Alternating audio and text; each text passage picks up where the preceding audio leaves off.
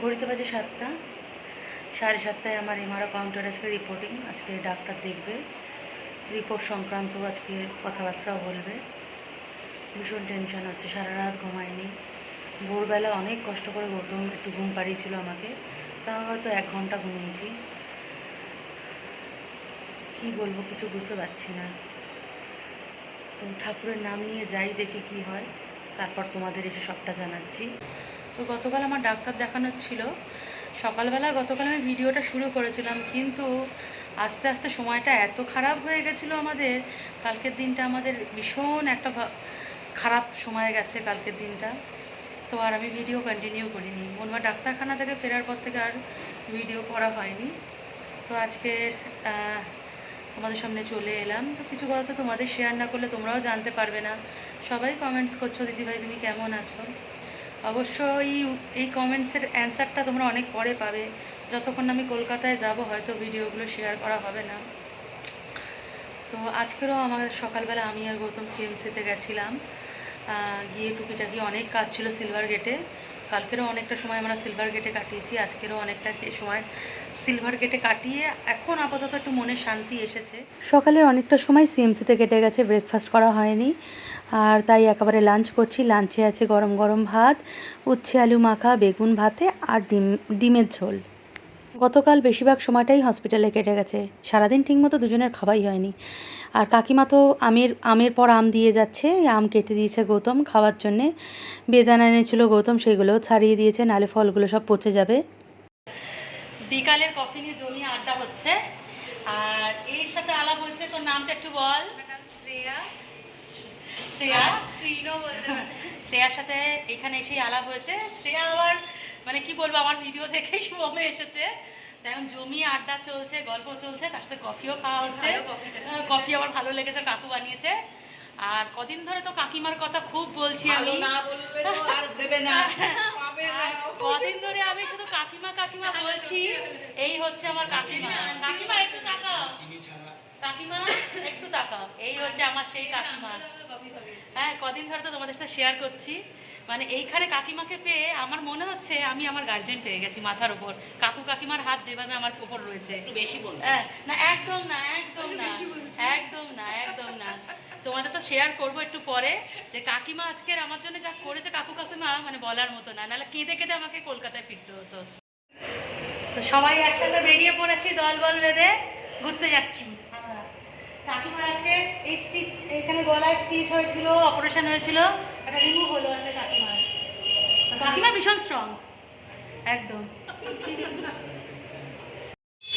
সবাই মিলে এখন ভুট্টা খাচ্ছি আমরা, ভুট্টা, বয়েল ভুট্টা।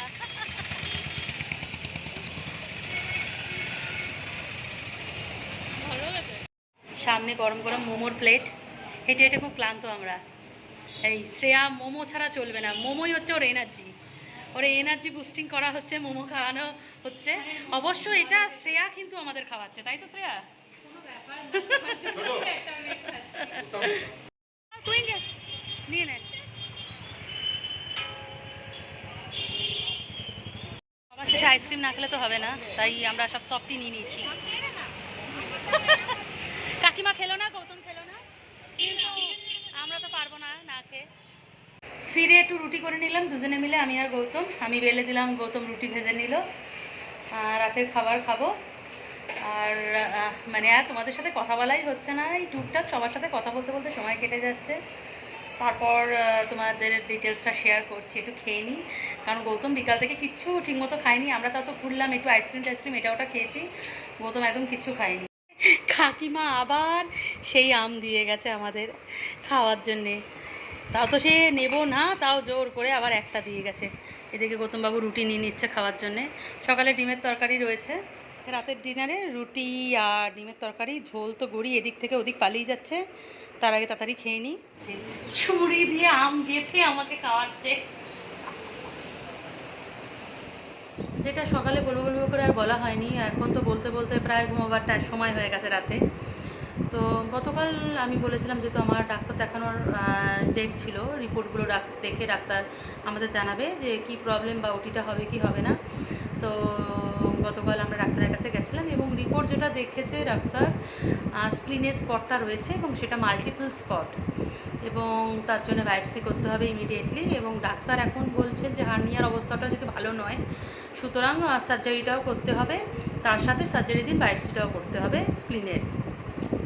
সবটাই ঠিক ছিল, যখন সার্জারির কথা শুনেছি আমাদের ভালো লাগলো। এবং স্প্লিনে যে বায়োপসি করতে হবে এটা আমি জানতাম, কারণ স্পট কখনো ওইভাবে যায় না। ডাক্তার আগের বারে যে বলে পাঠিয়েছিল স্পটটা একা একাই চলে যেতে পারে হ্যান ত্যান, আমি একদমই বিশ্বাস করিনি, কারণ স্পট কখনো কোনো ট্রিটমেন্ট ছাড়া যায় না এবং বায়োপসি করতে হবে সেটা আমি জানতামই। সেদিক দিয়ে আমি মন শক্ত করে নিয়েছিলাম। কিন্তু হার্নিয়া নিয়ে আমি যা কষ্ট পাচ্ছিলাম, আমি চাইছিলাম হার্নিয়া সার্জারিটা হয়ে যাক, তো স্প্লিন নিয়ে বায়োপসি করুক, টেস্ট করুক, ওরা যা করার করতে থাকুক, আমার অসুবিধা নেই, কিন্তু হার্নিয়াটা যাতে সার্জারি হয়ে যায়। তো যখন শুনলাম এবং তারপরেই ডাক্তার আমাদের বলে দিলেন, ডাক্তার এম জর্জ ভার্গিস না Gautam, doctor M George Varghese, যে আমার স্প্লিনের মানে আমার ইনফেকশন ডিপার্টমেন্টের ডক্টর, তিনি বললেন যে তুমি যে সার্জারি করবে যে ডাক্তার টাইটাস ডিকে 90 ডেজের জন্য নেই, লিভে আছে। সুতরাং তোমার সার্জারির জন্য এখন দুটো ডাক্তার অপশানে আছে, একটা হচ্ছে টনি আর একটা হচ্ছে সুচেতা চেস। তো এই সুচেতা চেস নিয়ে আমার ইউটিউবে অনেকেই কমেন্টস করেছিল যে দিদিভাই যদি ওটি করতে হয় তাহলে সুচেতা চেসকে দিয়েই ওটি করিও। তো কিন্তু আমি যখন ডাক্তারের ডেট চেয়েছিলাম তখন সুচেতা চেসের ডেট পাইনি, আমরা টাইটাস ডিকেরই পেয়েছিলাম। তো যেটা তখন পেয়েছিলাম সেটা দিয়ে আমরা মানে সার্জারি ডিপার্টমেন্টে ডাক্তার দেখাচ্ছিলাম।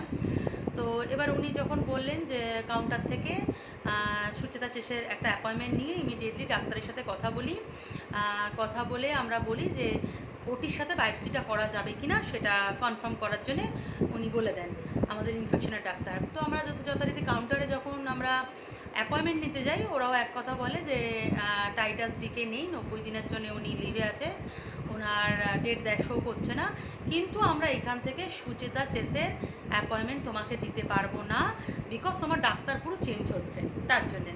তো আমরা বললাম এইটার করণীয় কী, কীভাবে আমরা প্রসিডিওরটা করবো? তো বলে সিলভার গেট একমাত্র উপায়, সিলভার গেট থেকে করে দেবে। তো আমরা হাজব্যান্ড ওয়াইফ মানে এত টেনশন ছিল সকাল থেকে বলার মতো না খেয়ে দিয়ে আমরা ডাক্তার দেখাতে গেছিলাম যে রিপোর্টে কী বলবে, অপারেশনটা হবে কি না, এই একটা ব্যাপার। আগের দিন সারা রাত আমার কেঁদে গেছে, সারা রাত আমি জেগে কেঁদে গেছি, মানে কনস্ট্যান্ট আমার আর গৌতমে পুরো রাত জেগে আমরা কাটিয়েছিলাম। সকালবেলায় হসপিটালে চলে গেছিলাম না খাওয়া দাওয়া অবস্থায়। তো ওরা আমাদের সিলভার গেটে পাঠিয়েছিল।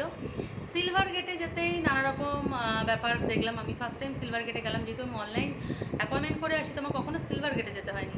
প্রথমে ঢোকার মুখেই টোকেন নিতে হয়েছে। তুমি কি ব্যাপারে সিলভার গেটে যাচ্ছ সেটা ওরা আগে শুনবে, শুনে আগে টোকেন দেবে এবং তার আগে আইডেন্টি প্রুফ লাগে, নয় ভোটার কার্ড, নয় আধার কার্ড, সব কিছুই লাগে। এবং সিলভার গেটে গিয়ে জানতে পারলাম যে এখানে আয়ুষ্মান ভারতের কার্ডটা ওরা চেক করে, ওরা আগে জিজ্ঞাসা করে আয়ুষ্মান ভারতের কার্ড আছে কিনা বলে একটা চেক করে নেয়। তো যাই হোক আমাকে চেক করে একটা টোকেন দিয়ে দিল, দিয়ে বললো স্ক্রিনে নাম্বার আসলে সেই কাউন্টারে চলে যাবে।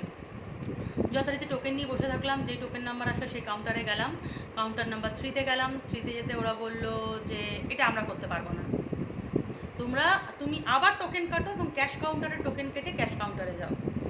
আবার আমরা গিয়ে টোকেন করলাম, টোকেন করে ক্যাশ কাউন্টার থেকে আবার ক্যাশ কাউন্টারে টোকেন কেটে আবার ক্যাশ কাউন্টারে গিয়ে ওয়েট করলাম। যখন আমার টোকেন নাম্বার আসলো ক্যাশ কাউন্টারে আমরা সেই কাউন্টারে গেলাম। ক্যাশ কাউন্টারের মধ্যে 4টে কাউন্টার রয়েছে, সেই কাউন্টারে গেলাম। ওনারা বললো যে হ্যাঁ সুচেতা চেসের আমরা 10 তারিখের অ্যাপয়েন্টমেন্ট দিতে পারি, 10 জুলাইয়ের অ্যাপয়েন্টমেন্ট দিতে পারি, কিন্তু তার আগে তোমাকে এমএস অফিসে যেতে হবে। এমএস অফিস থেকে মানে আলফা বিল্ডিংয়ের কথা আমি বলছি, এমএস অফিস থেকে গিয়ে তোমাকে ডাক্তারের নাম টোটাল চেঞ্জ করে আসতে হবে, কারণ এইখানে এখনও তোমার ডাক্তার টাইটাস ডিকে দেখাচ্ছে। টাইটাস ডিকেকে সরিয়ে তোমাকে সুচেতা চেস করতে হবে, তাহলে অ্যাপয়েন্টমেন্ট দিতে পারবো 10 তারিখে। তো আমরা আবার খুঁজে সেই এমএস অফিসে গেলাম, সেইখানে গিয়ে ডাক্তারের নাম চেঞ্জ করলাম। কী জন্যে চেঞ্জ করছি সব কারণ বলে ডাক্তারের নাম চেঞ্জ করে আবার আসলাম। আবার এসে আমাদের তখন বললো 10 তারিখে দেওয়া যাবে না, 10 তারিখ ফুল হয়ে গেছে, তো 16 তারিখে দেবো। তারপরে আবার ওরা সিদ্ধান্ত নিয়ে কি বললো 16 তারিখেও হবে না, 17 তারিখ হবে। পুরো এইভাবে হলো। এবার আমরা তো বুঝতে পারছি না কী করবো। আমি গৌতমকে বললাম 17 তারিখ মানে 12 দিন আমি হোটেলে বসে কি করব? 12 দিন না ডাক্তার দেখানো না কিছু, এক বেকার এখানে বসে শুধু খরচা বাড়ানো ছাড়া তো আমার উপায় নেই। হোটেলে বসে তোমরা চলো আমরা বাড়ি চলে যাই, আর ডাক্তার অ্যাপয়েন্টমেন্ট নেবো না, 1 মাস পরে সে আমরা অ্যাপয়েন্টমেন্ট নেবো, অনলাইন থেকে অ্যাপয়েন্টমেন্ট করে কলকাতা থেকে আসবো। তো গৌতম বললো এটা তো সলিউশন নয়, আমাদের তো ডাক্তারটা দেখাতে হবে, কারণ তোমার কন্ডিশনটা এখন কি একটা সার্জারি ডাক্তার বলতে পারবে তোমার এখন কি। উনি যখন বলেছেন ইমিডিয়েটলি ওটিটাও করতে হবে, বায়োপসি করতে হবে, কিছু তো একটা সলিউশনে আসতে হবে। আমরা 17 তারিখে অ্যাপয়েন্টমেন্ট নিয়ে আসলাম। এবার বাড়িতে এসে স্বাভাবিক একটা টেনশন হয়েছে গৌতম, তারপরে এসে দেখছি গৌতমের অফিস থেকে মেসেজ এসেছে গৌতমের অফিসে 11 দিন ছুটি দিয়েছিল। সেই 11 দিন ছুটিতে প্রায় 11 দিন ছুটি কভার হতে যায়, ওরা বলছে আর এক্সট্রা ছুটি দেবে না ওকে, মানে বারবার যেহেতু 3 মাস পর পর আমাকে আসতে হচ্ছে, প্রাইভেট অফিস তো আর আমার কথা শুনবে না। সে ও অফিস বলছে নয় চাকরি করো নয় ট্রিটমেন্ট করাবো ওকে নিয়ে, এরম একটা ব্যাপার হয়ে গেছে। আমরা কি করব, পুরো কান্নাকাটি অবস্থা, আমি টেনশনে পড়ে গেছি সব শুনে। তার মধ্যে এতদিন গৌতম আমাকে বলেনি আমাদের যে ঘরের বিজনেসটা আছে অলরেডি সেই বিজনেসটাও আমাদের প্রায় বন্ধের পর্যায়ে চলে গেছে, যেহেতু গৌতম বারবার আসছে, যার সাথে গৌতমের বিজনেসটা ছিল সে অলরেডি গৌতমের সাথে আর বিজনেস করতে চাইছে না, যেহেতু গৌতমকে বারবার আসতে হচ্ছে। এবং সবটাই কারণ আমাকে নিয়েই হচ্ছে, যেহেতু ট্রিটমেন্টটা আমার জন্য আসছে। আমার এতই কালকে খারাপ লেগেছে, দুজনের মধ্যে আমাদের একটু কথা কাটাকাটি হয়, কান্নাকাটি করি। এর মাঝখানে মানে আমরা 6 তারিখ আমরা ভেবেই নিই যে ডাক্তার না দেখি আমরা বেরিয়ে যাব, ডাক্তারের অ্যাপয়েন্টমেন্টটা আমরা চেঞ্জ করে নেব, চেঞ্জ করে ওটা আমরা অগস্টে করে নেব। এবং যা দেখলাম অনলাইনে 7 বার ডাক্তার অ্যাপয়েন্টমেন্ট চেঞ্জ করা যায়। তো আমরা ভাবলাম অনলাইনে ডাক্তার চেঞ্জ করে আমরা বেরিয়ে যাব, বেরিয়ে গিয়ে আবার আমি আর আমার মা 6 তারিখে রিটার্ন করব, ডাক্তার দেখাবো, যদি ওটি করতে বলে ওটি ডেট ফেট নিয়ে প্রসিডিওর করতে থাকবো। গৌতম অফিস ছুটি নিয়ে আসবে, ওটি করিয়ে আবার গৌতম চলে যাবে, যাতে তোর অফিসটা বাঁচানো যায়। আমরা তাড়াহুড়ো করে আমি টিকিটও কেটে নিলাম 6ই আগস্ট না গৌতম, 6ই আগস্টে আমার আর মার টিকিট কেটে নিলাম, সেটা আবার ওয়েটিং লিস্টে পড়ে গেল, তাও আমি টাকা দিয়ে টিকিট কেটে নিলাম যে আমাকে আসতে হবে, করতে হবে। তো আমি এমনি খুব কালকে ভেঙে পড়েছিলাম, এত কান্নাকাটি, একে রোগ সেই তো স্পট গেল না, বায়োপসি করতে হবে, হার্নিয়ার কন্ডিশনটাও খারাপ হয়ে গেল। হ্যাঁ, তো সেই নিয়ে আমি ভীষণ কান্নাকাটি করে ভেঙে পড়েছিলাম।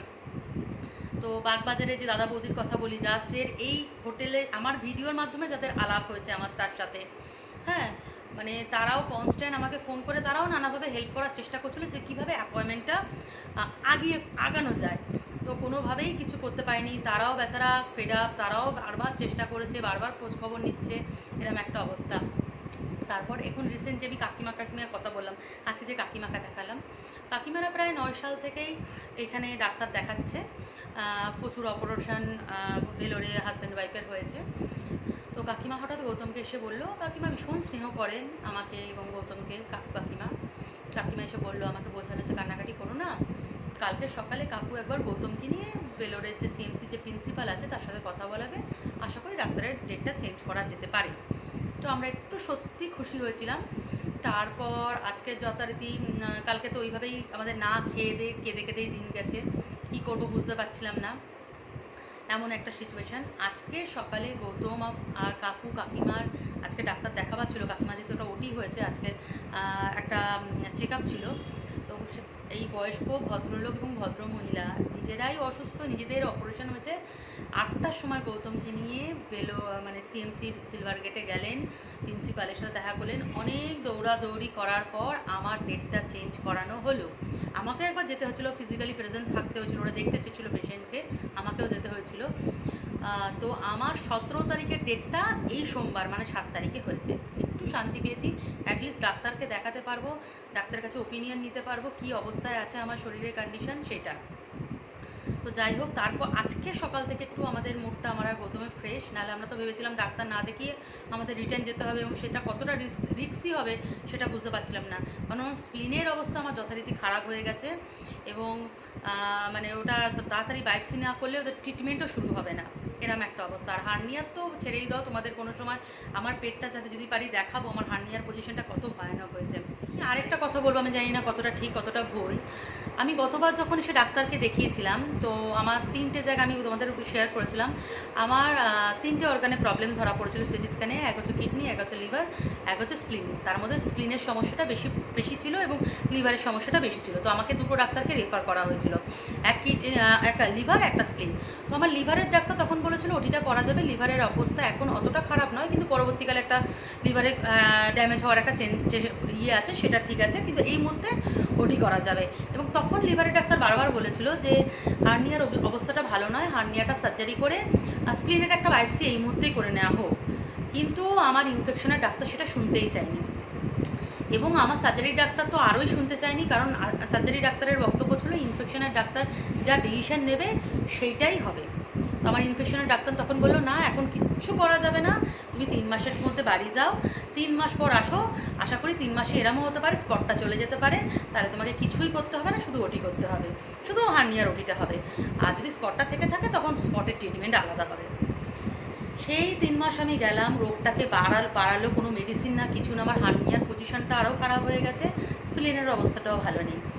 এবার আমাকে বলছে ইনফেকশনের ডাক্তার, আমার যেহেতু আবার সিটি স্ক্যান হয়েছে, এখন বলছে ইমিডিয়েটলি সার্জারিও করতে হবে, ইমিডিয়েটলি আমার বায়োপসি করতে হবে। এটা আগে করলে কি ক্ষতি হতো আমি বুঝছি, সেই একই জিনিস থাকলো, ওনারা কেন আগে করলেন না? তাহলে আমার এই মানে যে হ্যাপাটা হলো, আজকের আমার যে সার্জারি করাচ্ছিল সেই ডাক্তার 90 ডেজের জন্য লিভ, আমাদের এত ভোগান্তি, সবথেকে বড় কথা ডাক্তার লিভে গেছে, তো আমার মনে হয় হসপিটালের কিছু রেসপন্সিবিলিটি আছে যে আমাকে অন্য ডাক্তারকে রেফার করে তার অ্যাপয়েন্টমেন্ট করে দেওয়া। আমাদের কুকুরের মতো কালকের এই কাউন্টার থেকে ওই কাউন্টারে দৌড়াতে হয়েছে। আমি একটা অসুস্থ মানুষ, আমার শরীর মানে হাঁটা চলায় এত প্রবলেম, না খেয়ে আছি, আমার এত প্রবলেম, আমার মানে পাগলের মতো আমরা দৌড়েছি ঘন্টা দেড়েক ধরে, এই কাউন্টার ওই কাউন্টার আমাদের লেফট রাইট করা হয়েছে। কেন এগুলো? ডাক্তার ছুটিতে গেছে, সেই দোষটা কি আমাদের? আমাকে তো 3 মাস পর আসতে বলেছিল, তাহলে ডাক্তার কেন ছুটিতে গেল? আমার সব থেকে যখন আমার এত খারাপ অবস্থা, ওনারা তো সব জানে, ওনারা তো সেইভাবেই আমাকে পাঠিয়েছে।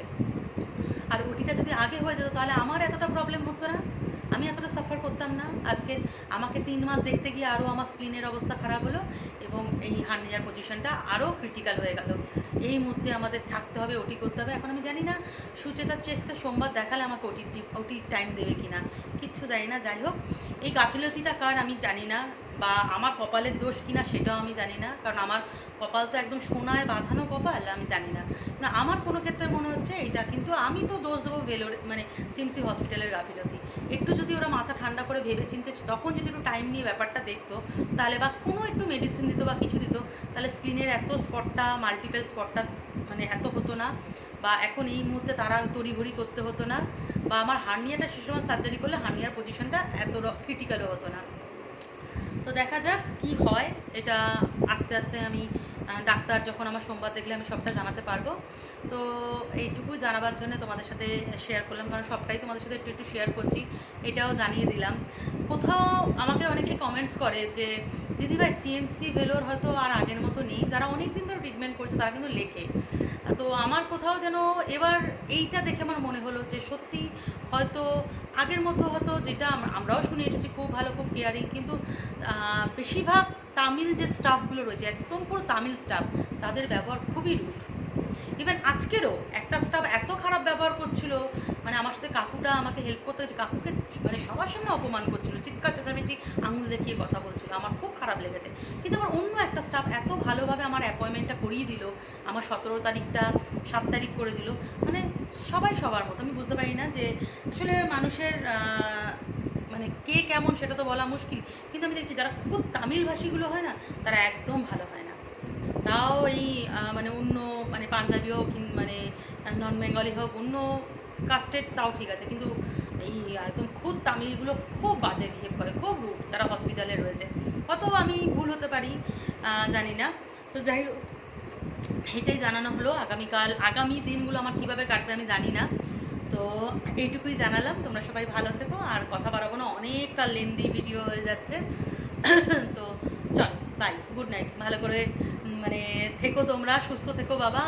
মানে শরীর যে কি বড় সম্পদ, মানে এই স্বাস্থ্য যে কি বড় সম্পদ, এখন আমি হাড়ে হাড়ে টের পাচ্ছি। টাকা পয়সা থেকেও বড় সম্পদ হচ্ছে এই স্বাস্থ্য। এখন আমার স্বাস্থ্যর অবস্থা খারাপ, তো আমি প্রতিনিয়ত বুঝতে পারছি। সুতরাং সবাই খুব ভালো থেকো, সুস্থ থেকো, সুস্থ খাবার দাবার খেও, এবং ট্রিটমেন্টের মধ্যে মানে যে রেগুলার যে চেক আপগুলো হয় একটা বয়সের পর, সুগার, প্রেশার, থাইরয়েড, এইগুলোর মধ্যে মানে এইগুলো করতে থেকো, একটু ট্রিটমেন্টের মধ্যে থেকো সবাই, কারণ এখন তো সবই ওই ধরনের খাবার দাবার, মানে না চাইলেও অনেক রোগ শরীরের মধ্যে চলে আসছে। চলো বাই।